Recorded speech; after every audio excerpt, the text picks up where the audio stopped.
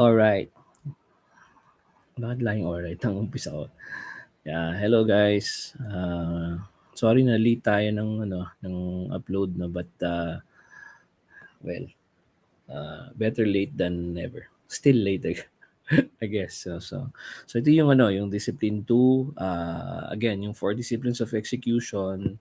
Just a recap natin.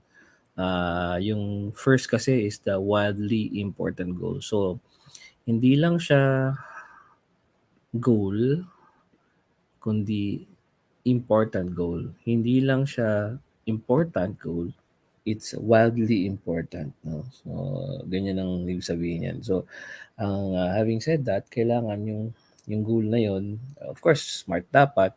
So, at the same time, well, written down. Later on, ma-realize nyo kung ba't kailangan written down doon sa scorecard. So, written down, and it has to be wildly important. So, critical to success. Critical to success. Hindi siya yung basta important lang. Kasi ang daming important. Makikita natin dito yan. Many important. The important many.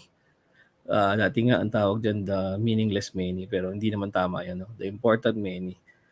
So, ang discipline 2 is act on the lead measures. No? 80% of the results come from 20% activities.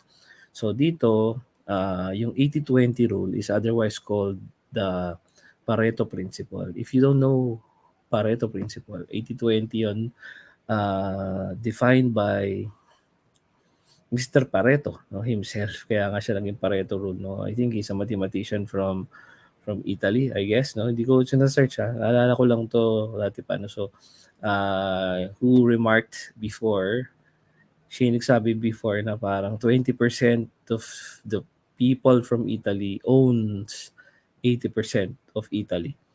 So, 'di ba? Parang ang liit lang yung portion nila pero sila yung nag-own ng malaki. So, having said that, in-expound dito using activities naman and lead measures. So, first of all, kailangan natin makita ano bang ibig sabihin ng lead and ano ibig sabihin ng lag. So, first of all, yung sabi na ito, great teams invest their energies in the few activities, ilan lang, that have the most impact in the weeks. So, yan yung tinatawag natin na critical few. No? In some language, I think sa Six Sigma, sinasabi siyang critical to quality. Yung critical few. As opposed to the important many. I used to call it, when I was teaching before earlier, I used to call it the meaningless many. Hindi naman pala dapat, We call it the important many. Maraming kang ginagawa, pero lahat naman yun important. Pero there are just a few na critical. That is why, pag titinan mo, nag-aano ka, di ba? Nagda-drive ka ng sasakyan. You don't see a lot of metrics while the car is going on. You only have a few metrics, yung speed, temperature, oil, yung gas, di ba? Those are the few metrics na tinitingnan mo, and these are enough to keep the car going and to lead you to the correct direction, parang ganyan. And ang tawag doon sa mga yon ay lead measures. Ito katapat ng lag measures. Ang lead measures, from the word itself, it leads you to the output or to the outcome, which is the lag. So, in short, ang lead leads you to the lag. Okay? Yung lag parang tapos na kaya nga, nag-lag na, tapos na siya. Yung lead, hindi pa. So, ayun, ang kailangan mo dito is focus on the lead because the lead leads to the lag, And instead of focusing on the lag, and the lag is hard to get immediately, So you look for the lead measures that eventually lead you to the lag measures, Pero parang malalabo pa, but anyway, we'll explain that. So dito, so sa discipline 2 roadmap, yung old thinking is that you have to watch the lag measures and work hard to achieve the lag, or the weeks, So ang new thinking, which is the 4 disciplines of execution way, is to act on the lead measures. Hindi mo naman you're not watching the lead measures, but you have to act, yung difference you have to act on the lead measures as the best predictors in achieving the weeks. So instead of focusing on, for example, no, sa basketball, example ko purong basketball. So instead of focusing on, let's focus on getting the win. But that is abstract, no? Getting the win. How to get the win? So shoot as many points, no? Ang sabi nga nila, it's not really the attempts, no? It's not really the other metrics, no? Is shooting percentage, hindi. Actually, the predictor, according to many, pundits, is the rebounds. So if you focus on the rebounds, you get to the winning. Not always, no, but it's one of the best predictors of achieving the win. So a lot of teams would focus on the rebounds and then of course assists. So focusing on the rebounds and assists. So tinatrain niya yung kanyang mga team na mag-rebounds. Bakit? Kasi maganda na makakuha mo lagi yung wala kang mintis. But that's too tough eh. I mean, even nga si Curry, hindi naman siya nakakakuha ng 50%. I mean, sa whole career niya, hindi siya nakuha ang 50% shooting. Bihirang-bihira yun, no? Yung galing sa labas. Pero from inside, pwede naman. Pero how do you do that? Pwede naman pasahan, no? From labas, assist, pwede yun. Or, kukunin mo yung mga loose ball, offensive rebound, and then shoot, diba? So, parang pa-practice sila kung paano makuha yung mga putbacks para makuha yung points. So, parang ganun eh. You focus not on the esoteric, yung mataas na metric of winning. Rather focus on the small things, avoiding turnovers, avoiding yung mga errors, di ba? Not necessarily getting the steal, but avoiding the unnecessary errors, going to the rebound, running back to the game, di ba? Parang ganun. So, ganun din sa sales. Instead of focusing so much on the sales, it's the leads. No? Leads, halimbawa, ilan ang napuntahan yung client ngayon? Hindi mo masasabi na nasara mo agad yung usapan, no? Basta mahalaga, sino ang mga prospect list nyo ngayon? Sino yung active pa sa prospect list? O, halimbawa sabihin, inawagan po namin 10 eh. O ano nangyari sa 10? Tinanggihan din po kami ng 10. O bukas, ilang tatawagan nyo? Maghahanap pa po. Dapat hindi ganun. Dapat laging meron. So, kasi ang number mo is always get at least 10. Diba? Yun yung point do sa yun eh. Now, diba, ang metric yan eh, merong ang percentages yan eh, na parang sa 100 daw na mag-inquire, 10 lang doon yung magtutuloy. Doon sa 10 magtutuloy, malamang isa lang ang ma-approve. So, if you want to get the 1, you should get the 100. So, the lead is the 100. So, saan mo kukunin yung 100? Kung konting-konti yung kilala mo, right? So, usually, ginagawa mo yan sa social media. So, talagang, yan, no? Talagang bato ng, ng advertisement. At saka, usually, yung advertisement natin dyan talagang yung action focus, di ba? Kung alam nyo lang sa YouTube, sa Facebook, usually may action button yan. Either ask me how, di ba? PM me for more details. Yun, may action button. Kasi nga, you want the lead to take action. Diba? So, kung ganun yung ratio, 100 is to 1 success, and if you want to get 5 a month, dapat you should get 500, no? 500 seen, no? 500 yung bawat post mo, dapat ang reach mo. Actually, hindi nga reach eh. According to Facebook metrics, yung reach kasi, it's a bland metric. It's a metric na tinitingnan natin, pero sa sobrang dami ng nasa social media, it's bland. So, 500 engagement siguro. No? 500 engagement to produce 5 sales. So, kung 500 engagement, that means ito yung nagla-like, nagko-comment. Yung nagla-like, nagko-comment, makukuha mo yun through your posts. Kasi yung post ang magkakaroon ng reach, yung magkaroon ng reach, yun yung magkakaroon ng comments. So, ibig sabihin, if you have the comments or the engagement, dapat it should come from the reach. And sa amin, for example, sa school namin, ang ratio niyan is 5:1 na engagement. So, ibig sabihin, if you have 500 engagement, kailangan mo ng 2,500 na reach. Yung 2,500 na reach, syempre saan manggagaling yan? Syempre sa post. Kung wala kang post, wala kang reach, di ba? So, always give the post. Kaya nga importante yung social media. So, that's what looking at the lead, acting on the lead. Di ba? If you have that, yung tawag doon funnel sa marketing, funnel in marketing. So you will know that, no?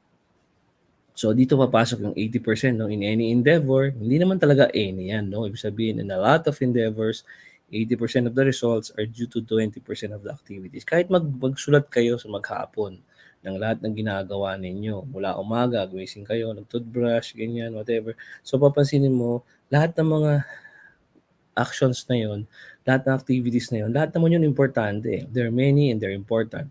However, hindi yun lahat critical to your success as, whatever you want to be. Like if you're a marketing guy, if you want to be a multi-billionaire, nothing of those, will critically lead you to being a billionaire.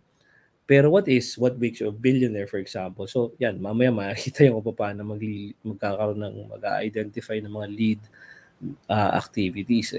Kasi you have to identify the lead in order to focus on them and put value in them. No? So, kumbaga, mamimili ka talaga ng mga lead measures in order to achieve your goal. And the goal should be, as I said, written down. It has to be clear. It has to be specific. Ganyan. No?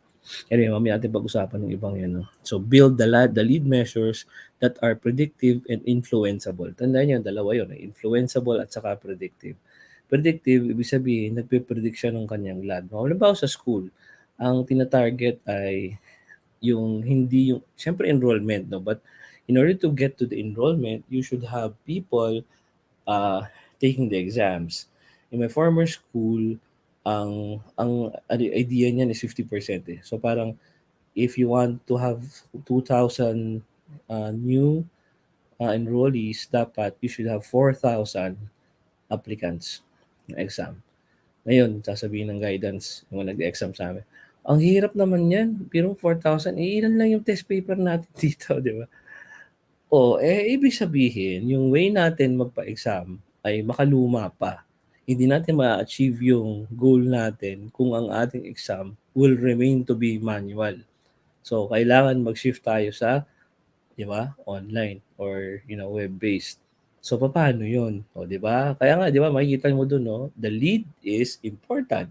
And because that lead is important, you have to focus on activities that make the lead successful.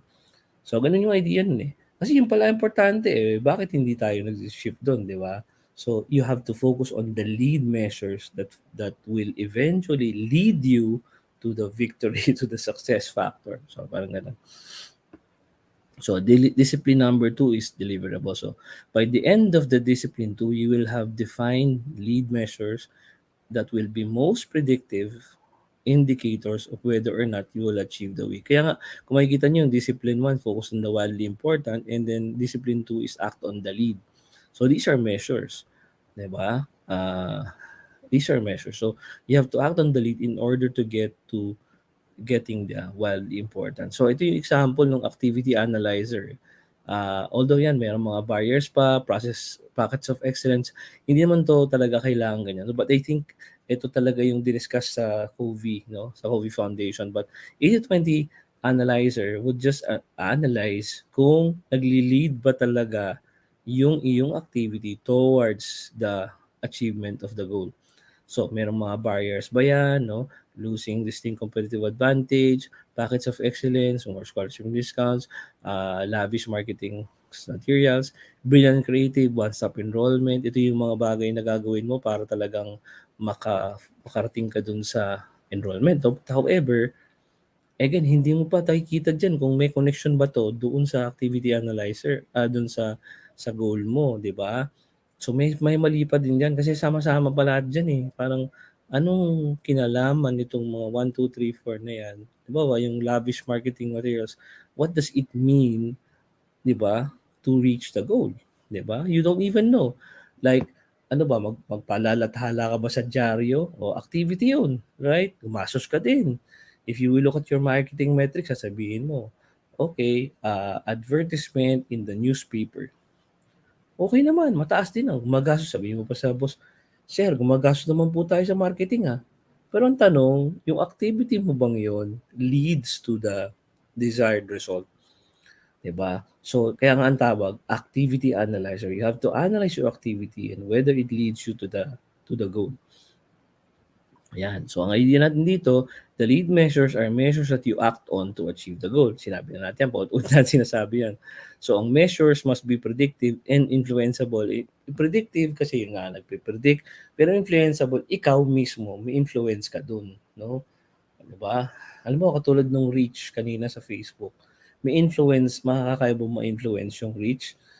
Kung tutuusin, na-reach na, makikita mo naman talaga yon, no? Ang influence part mo is syempre doing the post. Kasi, pwede mong sabihin, okay guys, paki-share po ito, whatever. Totoo naman, makakatulong yon. Pero kung hindi mo naman pinupost, hindi ka nagpo-post, ang mga tao sa loob hindi nag-share, so walang mangyayari.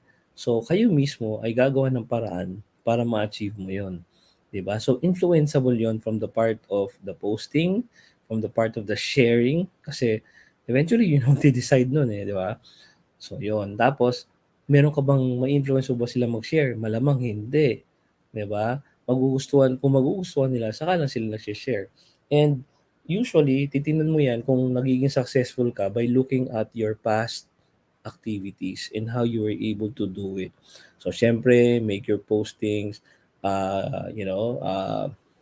quite amusing or sometimes even funny, no, in order for them to share it. Kasi pag hindi, boring, bland, whatever, no, masyadong serious, the students will not be able to get what you are trying to mean, or when maybe it's correct, maybe it's technically tama, no, but they're not simply not interested to it. So parang ganun. So kailangan maghanap ka ng activity na maglilid sa'yo doon sa goal na madaling ma-influence. Okay? So ito, meron pa dito yung mga candidate activities, candidate measures. Ina-analyze mo kung yan ba ay predictive, influenceable, can we get the data. Ayan, so yan yung mga bagay. But again, masyadong madugo pa yan kung mag-score ka pa eh. Ang mahalaga, tinan mo na yung activities and then tinan mo ano yung mga measures ng activities. And then mamimili ka doon kung ano yung kaya mag-influence ng goal. So halimbawa, in this case, no, ang tatlong pinili niya, enrollment, ensure 50% of graduates employed, and then improve management systems. Diba? Yan daw ang mag-increase ng financial viability. But ito, makikita mo rito, teka, wildly important yung financial viability. Akala ko ba itong enrollment? So parang dito nagkamali na tayo, di ba? So, kung ito ang goal, at tandaan niyo guys yung wildly important goal na sinasabi ko, di ba? As I said before, ngayon ako na-attend na seminar ng ano dyan, Johnson & Johnson. And they were saying, oo, ang dami naming product, 10,000 of them, 10,000 products. But when the wildly important goal was to sell 1 million units of the new shampoo, for example, no? I forgot what it is, but shampoo, that was the goal. It doesn't mean that we are not selling the other products anymore. It's just that we are focusing on the wildly important. Kasi yun yung critical to success. So, ang ibig sabihin, yes, important din naman yung graduate employment, yung quality management, important lahat yan eh. Pero ang goal mo talaga, mapa-increase yung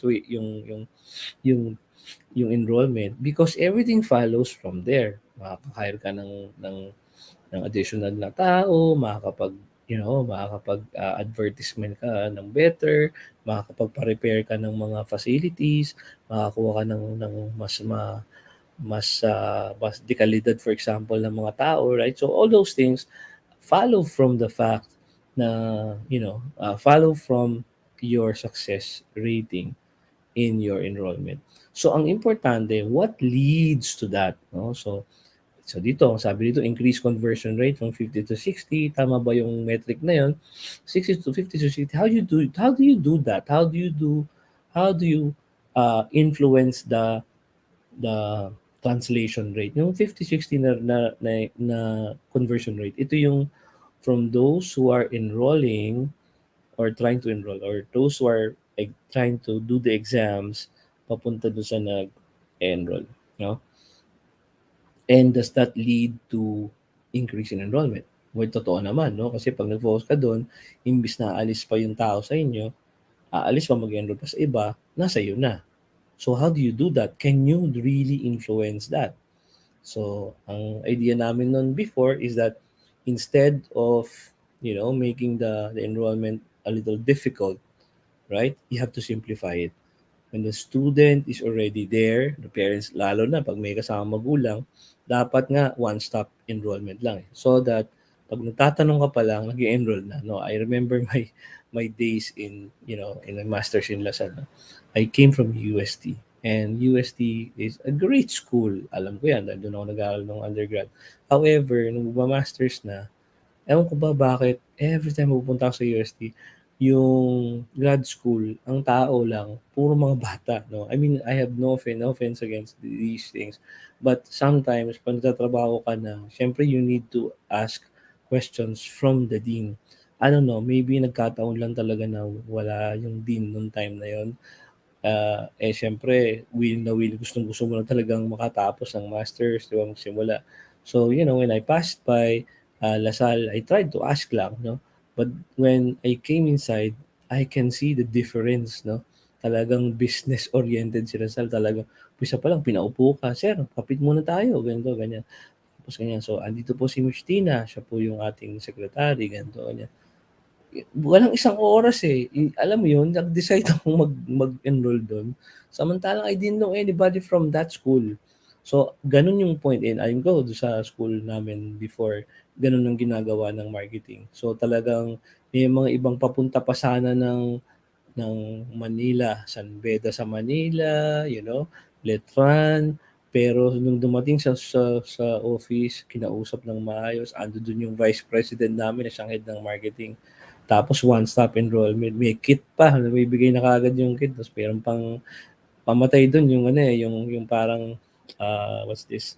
Parang pin, no? Na parang I love LPU, something like that. And because of that, a lot of ang dami ka nakuha no. Of course, may be different now kasi there are many schools around and syempre, tough na yung competition. But I used to think that really took care of the conversion rate, no? Focus on 80-20. Bakit sinabi niya yan? Because I think ang nangyayari dito before was nagsuspend so much on marketing to far off places. Kasi, yun nga, as I said, nakafocus sila doon sa number of visits to schools. And, it's a metric, it's a growing metric. It shows you how, what do you call that? It shows you how industrious you are or industrious you seem to be. Kasi, biro mo, 600 yung pinupuntahan mo.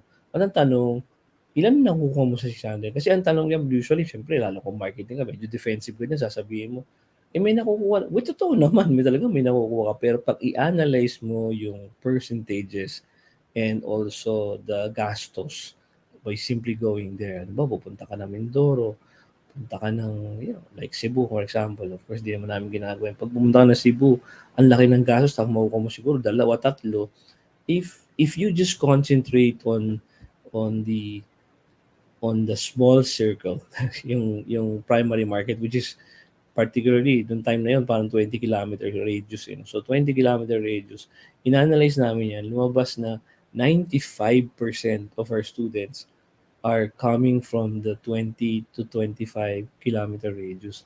So, imagine, you only get 5% from outside the circle. So, bakit hindi ka mag-concentrate sa iilang schools na nandun sa loob?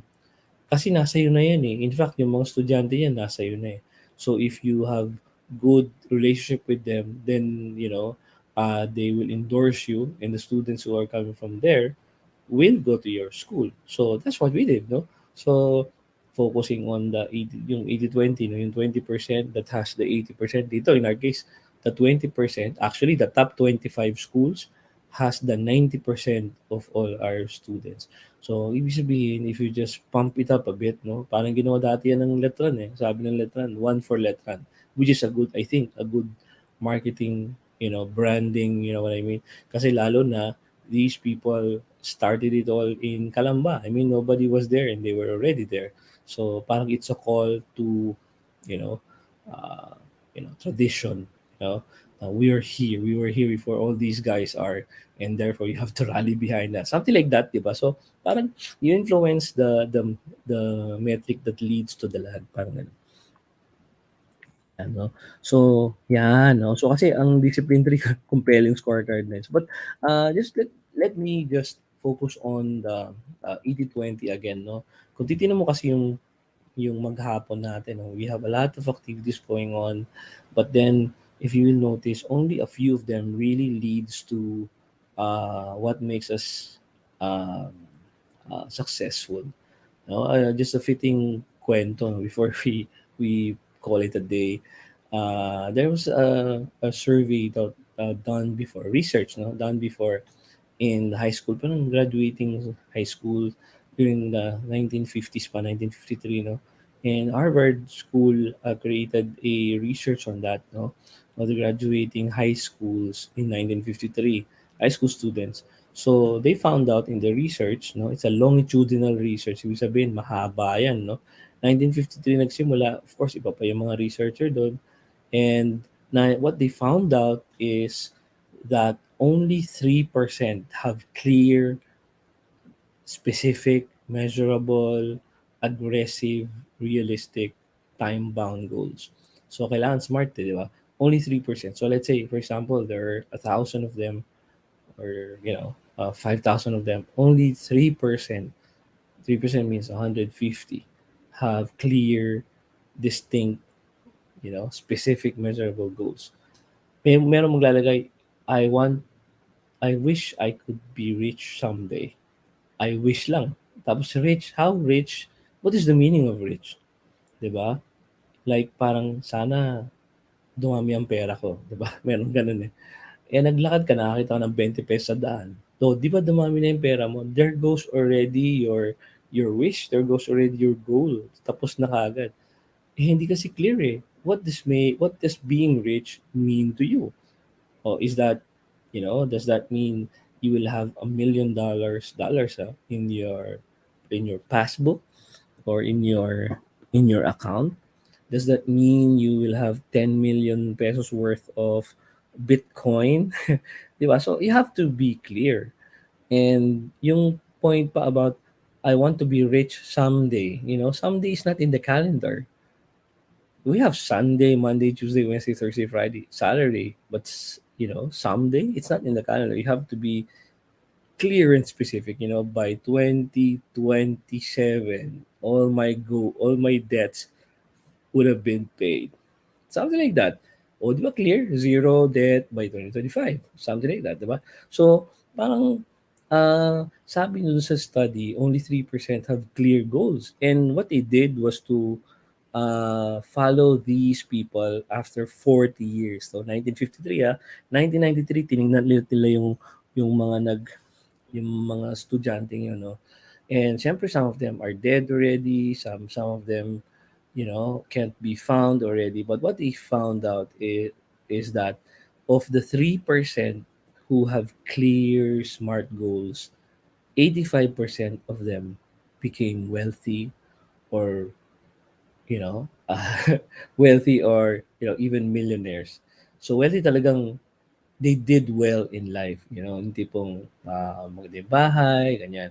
Hindi naman kasi hindi mo po pwedeng sabihin yung ano nila eh, kanilang mga net worth eh. Pero some of them became millionaires, but 'di ba? Ibig sabihin, ang point lang doon, 85% of the 3%. So if you have goals, you have to write it down. And that is why the next topic is about keeping a compelling scorecard. Eh. And you too, guys, no, kayong mga bata pa lang, even though you're not company, whatever, dapat i-apply nyo sa sarili nyo to eh. O, dapat meron kayong wildly important goal. What is wildly important for you? If it's, I want to have like a 200,000 peso salary by the time I reach 30 years old. Okay? So, ayan, 20 years old ngayon. So, 10 years from now. So, how do I do that? What leads to that? Is it, kailangan mataas siguro dapat ang aking pinag-aralan. Okay, yung isa, lead measure yan. Pangalawa, kailangan magkaroon ako ng magandang experience. Pangatlo, kailangan nasa maganda akong industry.